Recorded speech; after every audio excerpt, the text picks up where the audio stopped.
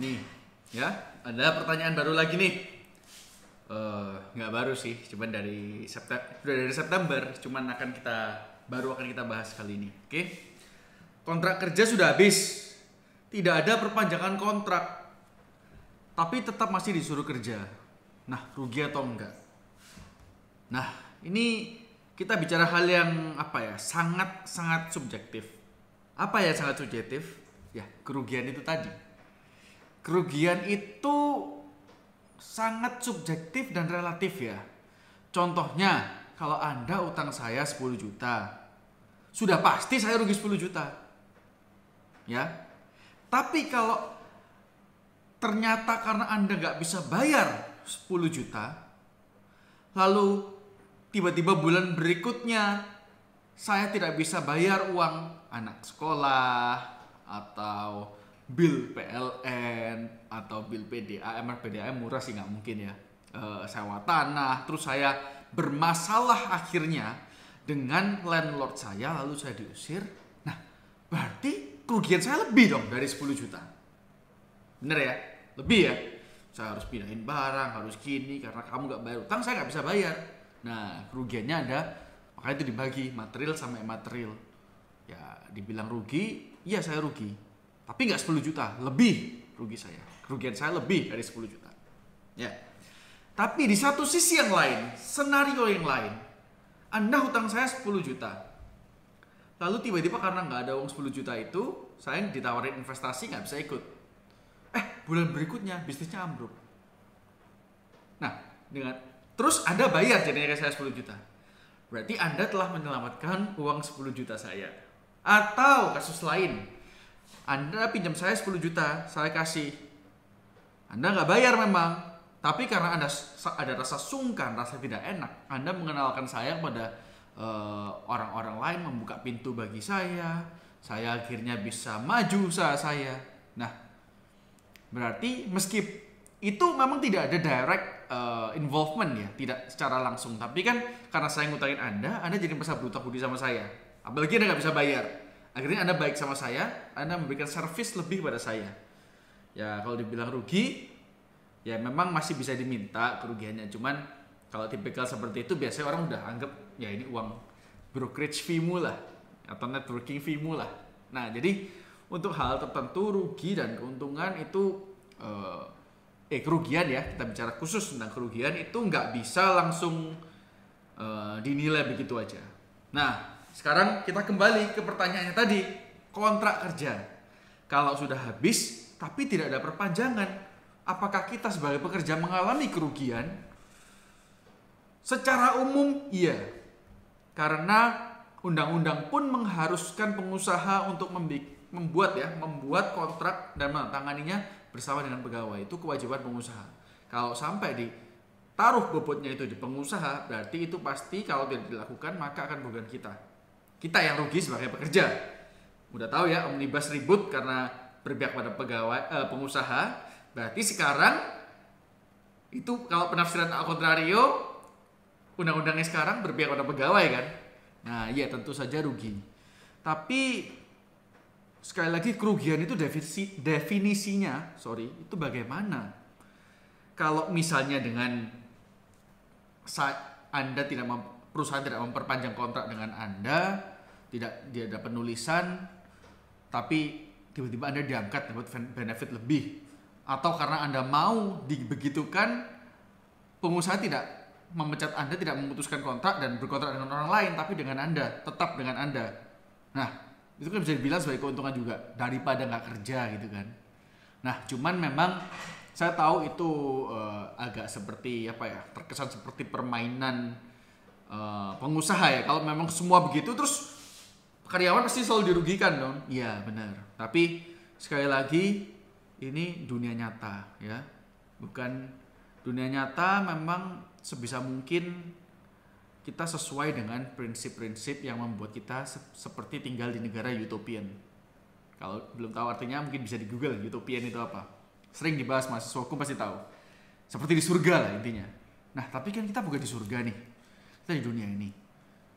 Pikirkan dulu kepentingan Anda, kepentingan istri Anda, keluarga Anda, orang tua atau siapapun yang secara ekonomi bergantung pada Anda penghidupannya. Ya. Kalau sampai Anda memperkarakan kontrak ini pun atau tidak adanya kontrak ini, lack thereof, ya dipikirkan matang-matang, konsultasi dengan lawyer Anda, ngomong baik-baik.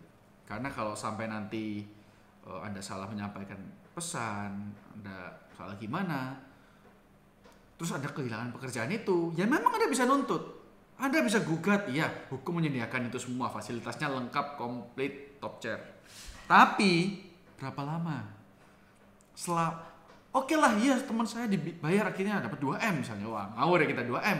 Berapa tahun dia fight? 2 tahun. Nah itu kalau dia menang, kalau dia kalah. Anda mau hidup Anda hanya fighting a legal battle that you never know you're gonna win or not.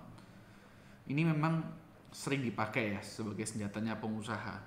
Kamu nggak mungkin kuat legal battle sama saya, pasti kamu kalah nafas istilahnya, nafasnya kalah panjang.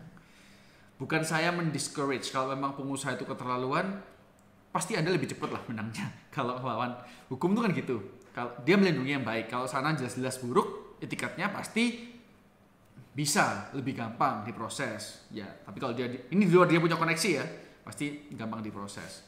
Tapi kalau sama-sama punya kepentingan yang tidak bisa dikesampingkan, bagaimana? Saling beradu argumen 2 tahun gak kelar-kelar. Pikirkan anak istri makan apa. Kalau memang Anda merasa gak fair, solusinya terus gimana dok? Ya solusinya kalau Anda merasa itu gak fair, tetap kerja di sana tapi sambil cari kerja di tempat lain. Make yourself available gitu. Jadi pada saat Anda jump ship, lompat kapal, Anda tuh tidak lompat ke laut yang gak jelas terus Anda tenggelam, tapi Anda lompatnya ke kapal lain yang bisa at least sama-sama secure, sama-sama amannya. Jadi jangan sembarang hanya karena gak ada kontrak, karena gak dikasih tunjangan A, tunjangan B, Anda langsung keluar dari kerjaan. Anda dapat kerjaan itu sudah bersyukur dulu. Kalau memang kurang sesuai, bicara baik-baik. Kalau memang tidak bisa, sana ngotot, etikat buruk segala macam, Anda juga gak berkontribusi di sana karena berbagai faktor, mungkin bukan passion Anda, sambil cari sampingan, cari opportunity di luar, tapi tetap pertahankan. Karena banyak saya lihat orang meninggalkan pekerjaannya tanpa pikir 2 kali, millennials terutama, terus cari kerja susah, nyesel mau balik, hubungan udah jelek. Ya kalau hubungan baik, oke lah, kalau hubungan jelek. Jadi itu ya, pikirkan baik-baik sebelum mengambil suatu tindakan, apalagi jika tindakan tersebut akan menyangkut penghidupan orang tersayang. Ya, next. Ini saya baru bekerja di bidang legal. Nah, ini karyawan lagi nih, pas. Baru bekerja di bidang legal. Belajar kontrak kan pasti kontrak kan perusahaan kan. Belajar kontrak pakai melalui buku apa? Min. Ini panggilnya saya dipanggil Mimin. Ya memang saya adminnya sih. Jadi kalau misalnya Anda bekerja di bidang kontrak, kalau Anda sarjana hukum, berarti secara literatur saya udah anggap Anda pasti udah paham, karena literatur tentang kontrak jujur nggak banyak. Indonesia ya, jujur nggak banyak. Aturan hukumnya hanya itu doang. Nah, yang Anda perlu pelajari itu apa? Anda harus tahu dulu usaha Anda apa. Perusahaan Anda itu bergerak di bidang apa. Nah, undang-undang yang spesifik mengatur tentang itu pelajari, terutama hal proseduralnya, bukan materialnya. Proseduralnya itu lebih penting, ya. Pelajari prosedural, ya kalau ada waktu material juga, tentang bidangnya perusahaan Anda. Kegiatan usahanya itu mainly di mana, umumnya secara banyakan di mana. Setelah itu pembelajaran dilanjutkan di pengalaman. Gak ada lagi. Ya kalau mau belajar lagi ya di dokter kontrak, penuhi, karena kadang kita nggak bisa undang-undang dikit memang tentang kontrak, tapi apakah Anda bisa hafal semuanya? Saya sendiri mengaku saya nggak hafal semuanya. Saya pun masih perlu belajar. Cuman itu sayangnya nggak banyak buku hukum kontrak di sini yang variatif, semua kurang lebih sama lah. Ya bagusnya ada kepastian hukum, jeleknya ya salahnya banyak dan nggak berkembang, nggak mengikuti perkembangan zaman. Banyak sekali orang sekarang bisa meleng dari tanggung jawabnya dari kontrak karena kurangnya aturan yang praktis. Jadi pelajari prosedurnya. Kedua, pelajari bukan literatur lagi sudah. Literatur sudah ya, tapi pelajari kontrak yang Anda kerjakan itu.